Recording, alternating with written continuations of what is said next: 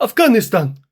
Do you really want this fight with me with a bunch of old, leftover, broken American equipment? We are the new government here, and we will destroy Pakistan if you continue to meddle in our affairs. You really think that you stand any chance against the great and powerful Pakistan? I know everything about you, Pakistan.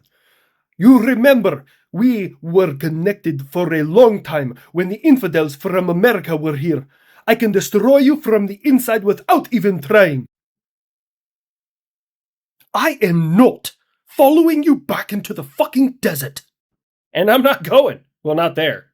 Other places, yes. But no, the people I fought for 20 years, fighting against the people who helped them hide for 20 years, this is a fucking dream come true. I'm going to call Iowa, get me some popcorn. They got a shit ton of it. Well, I know that you are incapable of flying and you have no aircraft. So, how about you take this and have a couple of airstrikes? Only a coward would fight in the air, just like America. How about you meet me on the ground and fight like a man? I say we just let them finish each other off, and whoever's left, well, maybe be cool with them. I don't fucking know. He said, do you even jihad, bro? I don't know why I ever helped the likes of you against the Americans. I don't know why I didn't just move in and take over and make you East Afghanistan. I wonder if it's possible to get some of my people in there and just kind of light the candle and start this whole thing. He said his deity is better than yours, or he's slightly a different color brown, or a different tribe. They kill each other for all kinds of reasons over there. Grab his thing and twist it! So we're not getting involved. That's the game plan here, which I'm all for. I have quite my own issues to deal with. Oh God, no. Those guys helped them fuckers hide from me for 20 years. I am not intervening in this one at all. And before anyone says anything, the reason I didn't go into Pakistan when they were hiding there is because the Taliban just would have ran somewhere else. Uzbekistan, Turkmenistan, pick a fucking stan.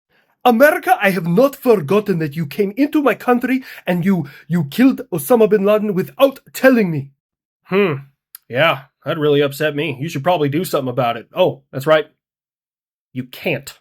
I will not forget about this, America.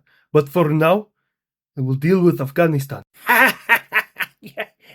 You don't want that smoke, you wacky packy. Ooh, did I just come up with a slur for Pakistanis? I'll fucking take it. On another note, I see you're starting your year with a bang, America. You have a mass shooting in Queens. You have a vehicle-borne IED in Las Vegas. And of course, what happened in Louisiana, which you mentioned in the other video, so I won't beat a dead horse there. Well, the Queens thing isn't as bad as people think. Number one, everyone survived, which is great. And number two, apparently shootings happen there pretty often. The Las Vegas thing that's just confusing. You would think that, like, a Green Beret with extensive weapons and explosives training would build a better bomb. Like fireworks and gasoline. I really need to just reassess their entire training program if that's what we're using. Like, I was just, ultimately, I'm disappointed. And how about the 150 pipe bombs that were found in Virginia? That's old news. That happened months ago. That's like rollover from 2024. We don't talk about that year probably ever again. We should just erase it from the history books. Let's just call this, no, I don't want to call it number 2 because then it'll just be worse. But on the other hand, there was a guy in Idaho who was caught planting an IED near a train yard. You fuckers wonder why I'm a police state. You realize if you don't break the law, I'll have to start laying off cops, right? Like, there'll be no reason for them if people just didn't break the fucking law. But no, I have to buy them tanks because of you fucks. America, I have decided to sanction some of your defense contractors because they are selling weapons to Taiwan. So let me get this straight. I can't sell my goods to you, is what you're saying. Like my defense goods to you. Yes, the Great China will be making everything here. So that way you also don't think that we are stealing anything. So nothing changed? Like, I already don't sell my defense equipment to you. I'll just continue to sell it to Taiwan. And I don't know if you know this, Romania just signed a deal for like $400 million for a bunch of Patriot interceptors. Quite frankly, you're actually doing me a favor, because if I did sell anything to you, I'm way behind on orders. So this gives me a chance to catch back up. So that's good. America, I hate to do this to you, but I've started working with other countries around me so that we can continue our support for Ukraine in the event that you do not continue your support. I understand where you're coming from, and quite frankly, it's a little hurtful that, I pretty much just got voted off the island, but again, I understand where you're coming from with this. I will say it's probably not as likely as a lot of people think. Truth be told, the first American president ever to give Ukraine lethal aid was President Trump. Everyone before him gave like blankets and meds and stuff, but he gave them javelins. That's true. I really do thank you guys for everything. I'm fighting for my very existence here.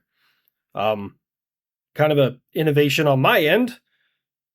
We started armoring Patriot engagement control stations because the Russians figured out the easiest way to beat the system is to shoot it with a really, really big gun because missiles ain't getting through. So, wartime innovation. But I thought you told everybody in the world that my missiles and everything were not getting through. What happened?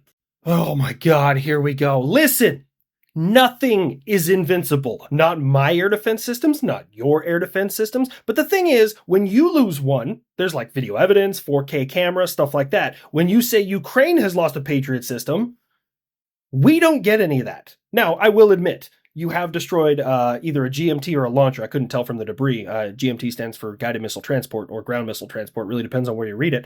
And when I make a post about that, apparently no one ever fucking sees it. But shit happens in battle, man. You lie. You tell everybody your stuff is perfect and you're out here designing the next gen this and that and you still don't have hypersonic or a 6th gen. Just because you don't know that I have it doesn't mean I don't. Yeah, of course, I'm just sitting here with no cool technology, and for shits and giggles, I decided to hit an asteroid that was like 6.8 million miles away. By the way, Europe helped out with that. It was called the Double Asteroid Redirection Test, and we're just verifying that we could protect the planet from an asteroid impact. No, it is much easier than that. I seen the research movie. You send up spacemen with drilling equipment, they drill into rock, and then they blow it up with nuclear weapon, which I have biggest nuclear weapons in the world, like Sarbomba. Not a research film. That was definitely the movie Armageddon. Also, Bruce, we know you're not all there anymore, man, but we still love you. Next, they're going to be out there telling us they're fighting aliens when they can't even keep their own country safe from terrorist attacks. I got the aliens covered, West Taiwan. Yeah, we had to nerf ourselves back in the 90s. Because if we would have let the kid out against them fucking aliens, oh God, no one would watch a movie that was 4 seconds long that they knew the ending of. So you know what we did when the whole world looked to America and said, what do we do about the alien invaders? We took one guy, sent him up in space with another guy who has a serious problem with his wife's boyfriend, and then Russell K. took us home. For more jokes about the Afghanistan and Pakistan situation that are not safe for YouTube, go on over to Pepperbox.